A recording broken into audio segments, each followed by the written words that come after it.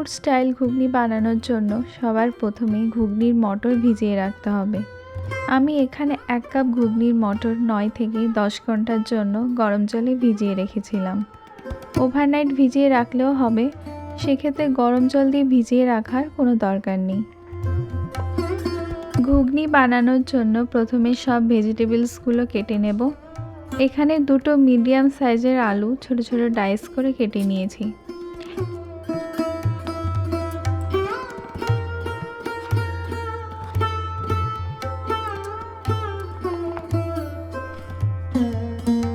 এরপর একটা মিডিয়াম সাইজের পেঁয়াজকেও কুচিয়ে নিয়েছি, কয়েকটা লঙ্কাও কুচিয়ে নিচ্ছি। এবার একটা মিডিয়াম সাইজের টমেটোকেও ছোট ছোট করে কুচিয়ে নিচ্ছি।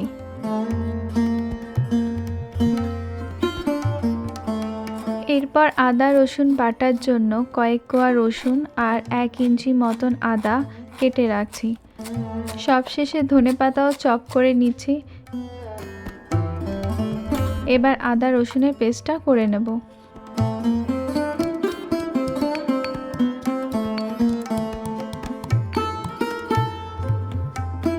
মশলার জন্য লাগছে 1 চামচ হলুদ গুঁড়ো, 1 চামচ জিরে গুঁড়ো, 1 চামচ ধনে গুঁড়ো, 1 চামচ কাশ্মীরি লঙ্কার গুঁড়ো আর স্বাদ মতো নুন। একটু জল দিয়ে ভালো করে মিশিয়ে রেখে দেব। এবার ঘুগনির মটরটা সেদ্ধ করে নেব। তার জন্য একটা প্রেসার কুকারে ভিজিয়ে রাখা মটরটা দিয়ে দিচ্ছি। তার মধ্যে দিয়ে দিচ্ছি ডাইস করে রাখা আলু, আর দিচ্ছি 1/2 চামচ হলুদ গুঁড়ো আর স্বাদ মতো নুন। এবার পরিমাণ মতো জল দিয়ে ভালো করে একবার মিশিয়ে নিচ্ছি। এরপর এটাকে 4টে সিটি দিয়ে নেব। তারপর প্রেসার কুকারের ঢাকনা যতক্ষণ না নিজে থেকে খুলে যাচ্ছে ততক্ষণ ওয়েট করব। এরই মধ্যে একটা মশলা রেডি করে নেব। তার জন্য একটা ফ্রাইং প্যানে নিচ্ছি 2টো শুকনো লঙ্কা, জিরে, সামান্য গোটা ধনে, এলাচ, দারচিনি আর কয়েকটা গোটা গোলমরিচ।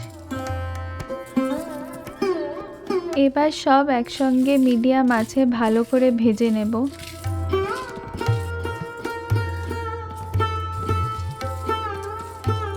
ভাজা হয়ে গেলে একটা পাত্রে রেখে দিচ্ছি একটু ঠান্ডা হওয়ার জন্য। ঠান্ডা হয়ে গেলে এটাকে ভালো করে গুঁড়ো করে নেব।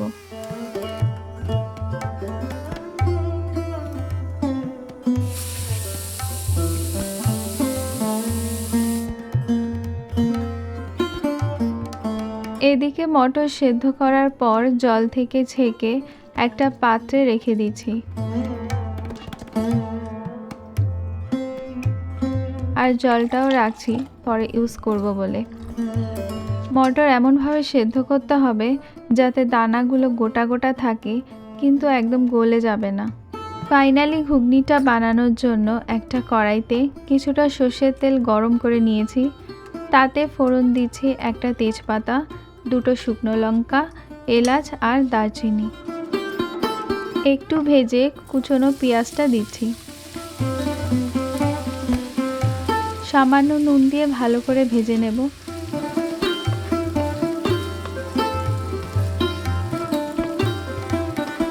পেঁয়াজ হালকা বাদামি হয়ে আসলে দিয়ে দিচ্ছি কাঁচা লঙ্কা কুচি। আরও একটু ভেজে নিয়ে টমেটো কুচিটাও দিয়ে দিচ্ছি।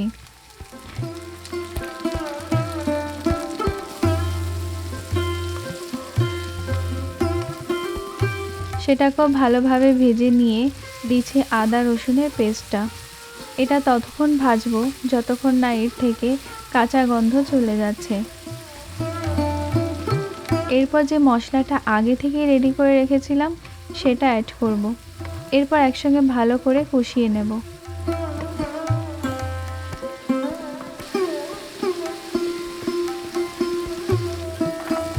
হয়ে গেলে অ্যাড করব মটরগুলো। এবার মশলার সাথে ভালোভাবে একটু কষিয়ে নেব।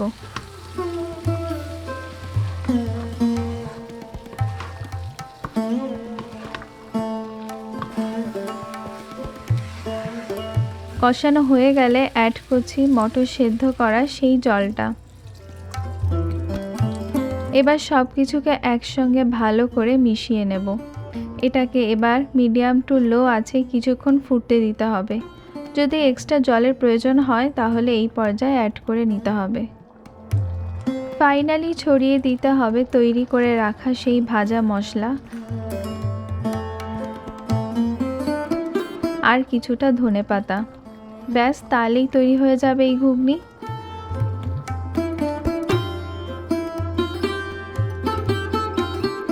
আমি এটাকে সার্ভ করছি তেঁতুল জল, ভাজা মশলা, শসা কুচি, পেঁয়াজ কুচি, লঙ্কা কুচি, ধনেপাতা কুচি, নারকেল কুচি, ডিম আর সামান্য ভুজিয়ার সাথে।